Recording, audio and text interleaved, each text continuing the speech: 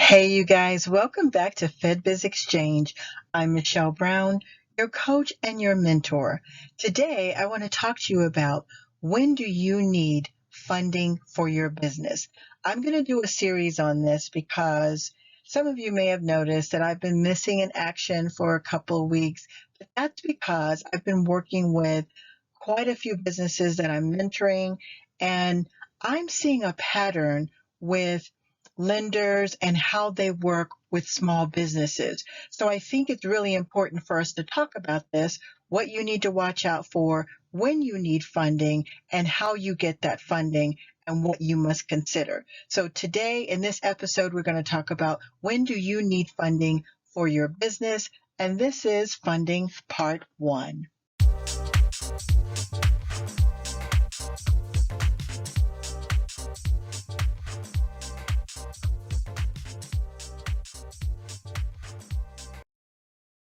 Hey, you guys, I just want to remind you before we get started, you have Ask Michelle B if you have any government contracting questions or any general business questions.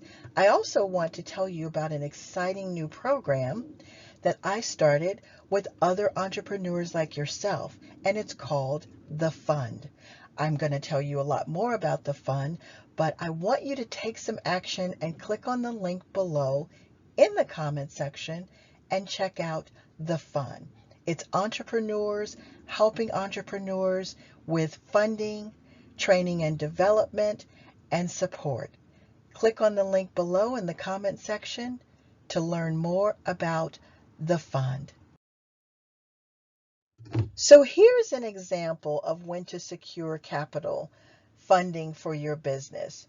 I have a general model and I will also show you a government contracting model.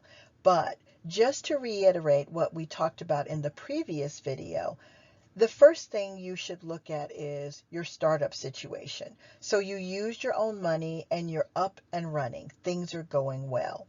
You start making money. You start making sales.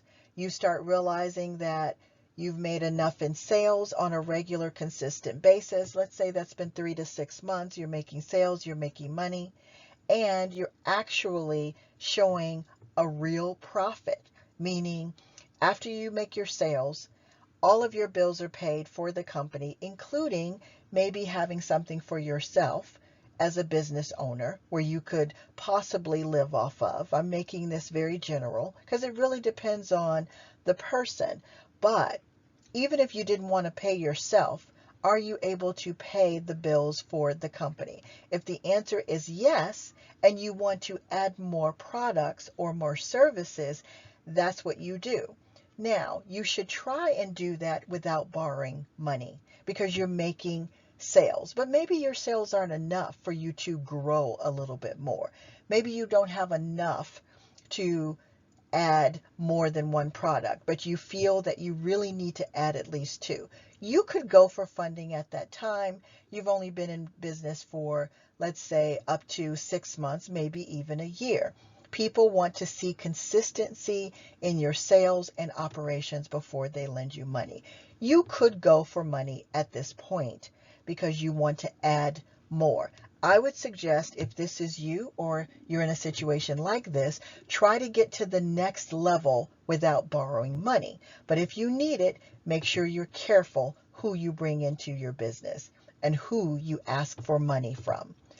You could also wait until you get to the next stage where you're actually needing to hire more staff, bring in not just 1 or 2 other items or 1 or 2 other services, but you need more product and or you need equipment and or you think it's time for you to do marketing.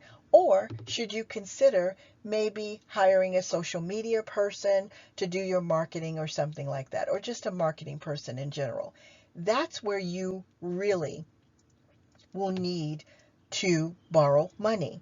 Here's the other thing too. If you could get from startup to the second phase, which is where you're making money and profit, that's the blue area, the bluish green area right here.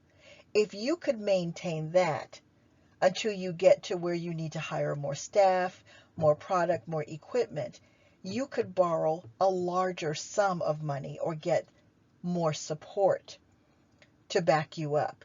Because once you're in that growth stage, you may need a consistent stream of borrowing, meaning maybe you need a line of credit. You can grow your line of credit, but you shouldn't borrow, nickel and dime yourself to death if you don't need it, is my point. But once you get to this phase where you need more staff, even if it's just one additional person, you need more equipment, you need more software, no matter what that is, that's when you borrow, because now it's time to get real financial support. Do I believe in bootstrapping it at first? Yes, I do. Do I believe that there are no organizations out there that really support businesses through this process? No, there aren't. That's why we created the fund. And if you haven't heard me talk about the fund, click on the link in the comment section and it says join the fund. You need to learn all about it, because myself and other entrepreneurs, we understand this problem for helping small businesses grow. You need money sometimes throughout the process, and we're not getting that from the lending community the way it's set up today. Thank you for joining me today. Talk to you soon. See you in the next video.